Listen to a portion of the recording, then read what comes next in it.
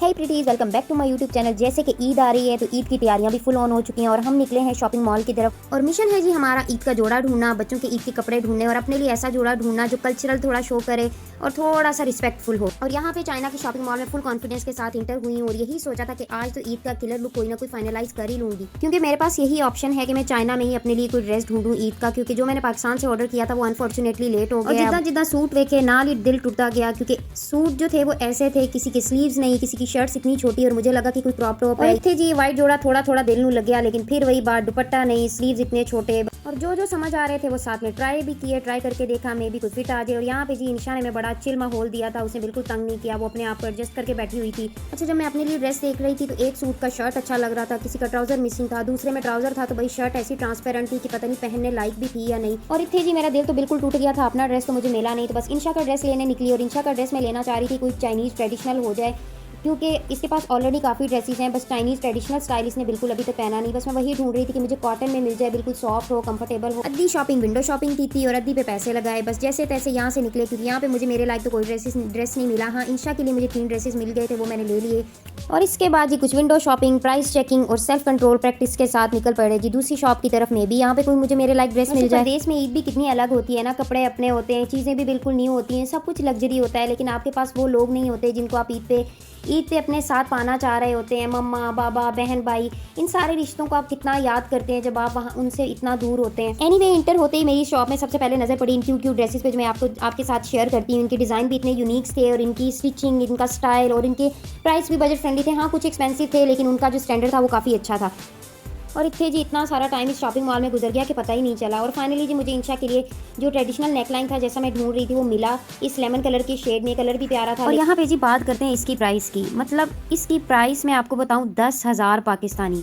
मतलब एक छोटी सी शर्ट 3 साल की बच्ची की वो 10,000 की बन रही थी। भाई इधर ही मैंने इसको छोड़ दिया, मैंने कहा छोड़ो, दफ़ा मारो, आगे देखते हैं, मे भी कुछ मिल जाए हमें। तो जी इस शॉपिंग मॉल में सब कुछ अवेलेबल था, बैग, शूज़, ब्यूटी की सारे प्रोडक्ट। और हुण चलते हैं असं अपने मोस्ट फेवरेट सेक्शन की तरफ। और इसके बाद चलते हैं जी अपनी फेवरेट सेक्शन की तरफ, जो है ये बैग्स का सेक्शन। बैग्स ओवरऑल मुझे बहुत पसंद है और यहाँ पे सारे बैग जी ब्रांडेड थे, सबकी क्वालिटी भी काफ़ी अच्छी थी। सूट लभ्या नहीं थी, चलो कोशिश करते हैं कि पता सानू बैग अच्छा लग जाए। एक एक करके सारे बैग उठाए, लेकिन बैग उठाने से पहले जो थी नज़र सारी उनके टैक्स पे जा रही थी और इनकी प्राइसेस इतनी हाई थी कि बता नहीं सकती। एक प्राइस ने तो लिटरली जैसे मेरे मुँह पे थप्पड़ मार दिया, बस वेखी जाओ तो अपना दिल डोली जाओ। तो इसके बाद जी नज़र पड़ी इस बैग पे, और इतने जी बैग मिले ना मिले, लेकिन शौक ज़रूर मिलेगा। इतनी ज़्यादा कीमतें, इतनी कुछ की कीमत इतनी ज़्यादा थी कि इनने विच पाकिस्तान की टिकट भी खरीदी जा सकी और वहाँ से 3-4 सूट भी लेकर दोबारा भी आया जा सकता। और कुछ बैग की कीमत तो इतनी ज़्यादा थी कि ऐसे लग रहा था कि मे भी बैग के अंदर कोई आईफोन भी मिल रहा हो। मतलब इतना महंगा बैग क्यों लेना है, क्या वजह है? मतलब एक बैग लेके क्या करना है जब हम उतनी कीमत में 4 से 5 बैग्स इजीली खरीद सकते हैं। कोई फ़ायदा नहीं, मुझे नहीं लगता कि इतना एक्सपेंसिव लाखों में बैग हमें ये खरीदने चाहिए। खैर, इसको मैंने छोड़ा। अच्छा, यहाँ पे ये मिनी बैकपैक मुझे बड़ा अच्छा लगा, इसकी प्राइस इतनी ज़्यादा नहीं थी, 1299 सोचा था ईद पर इंशा के लिए कुछ अच्छा सा स्टाइलिश सा क्यूट बैग लेती हूँ, कुछ मॉडर्न, कुछ थोड़ा फैंसी, थोड़ा मैचिंग में उसके ड्रेस के साथ मैच हो जाए। लेकिन मॉल में जाकर तो मेरी सोच ने खुद ही माफ़ी मांग ली। मतलब ये छोटे छोटे मिनी बैग्स थी और इनकी प्राइसेस जो थी ना वो 40,000, 50,000 और 20 से सारे ऊपर थे। तो क्या फ़ायदा, मतलब इतना महंगा बैग मुझे अभी उसको इस एज में लेके देने का। तो इसके बाद ही हम गए फिर से थोड़ा सा और घूमने फिरने। वैसे हम औरतें शॉपिंग मॉल में घुस जाएं तो हमारे लिए निकलना कितना मुश्किल हो जाता है, मतलब पता ही नहीं चला कि इतना ज़्यादा टाइम गुजर गया। और इसके बाद जी याद आया कि मुझे ये काम भी करना है, मुझे वो काम भी करना है। ईद की इतनी सारी तैयारी पड़ी थी, इंशा का भी हेयर कट करने वाला था, घर में भी काम पड़े थे, सारे ड्रेसेस प्रेस करने वाले थे। घर पहुंचना बहुत ज़रूरी है, क्योंकि अब सूट का जुगाड़ घर जाके लगाया जा सकता है कोई, क्योंकि यहाँ तो मुझे मेरे लायक कोई ड्रेस नहीं। और इस वीडियो के एंड में मैं आपको दिखाऊंगी अपनी सारी शॉपिंग, बच्चों की, मेरा ड्रेस मैंने फिर कैसे अरेंज किया, ये बहुत फ़नी स्टोरी है।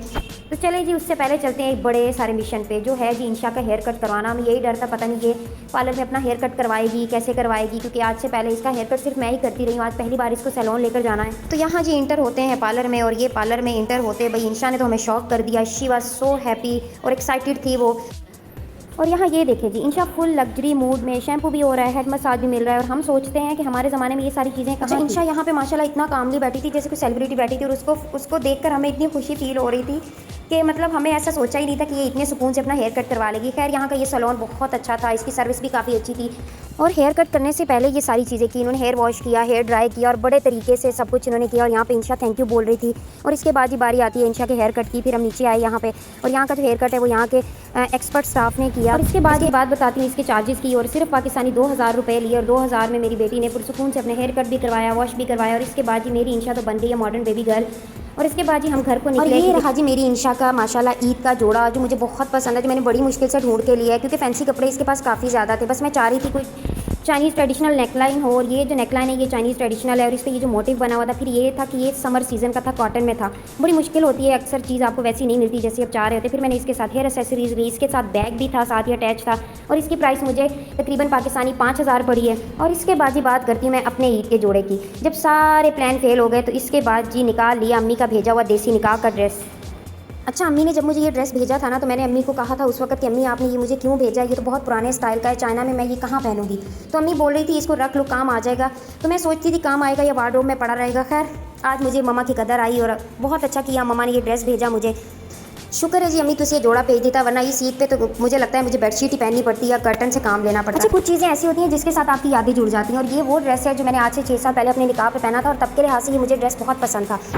मोहम्मद के वैसे तो पाकिस्तानी सूट भी हैं और इंशा के भी पाकिस्तानी कपड़े थे, लेकिन उसके साथ मैंने कुछ कैजुअल ड्रेसेस भी लिए ताकि बाहर आते जाते अगर उनको उसमें इजी फील ना हो, क्योंकि इंशा का जो ड्रेस है वो लहंगा है और वो ऐसे ड्रेसेस में ना थोड़ी अनकंफर्टेबल होती है। तो इसके साथ मैंने ये कुछ ड्रेसेस लिए और ये बजट फ्रेंडली थे सारे।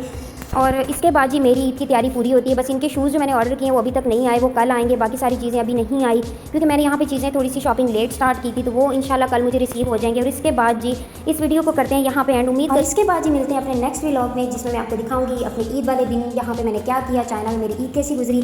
तब तक के लिए अल्लाह हाफिज़, दुआओं में याद रखिएगा और बताइएगा कि आपको इस वीडियो में सबसे अच्छा पार्ट कौन सा लगा। कमेंट सेक्शन में ज़रूर बताइएगा, कमेंट करना मत भूलिएगा।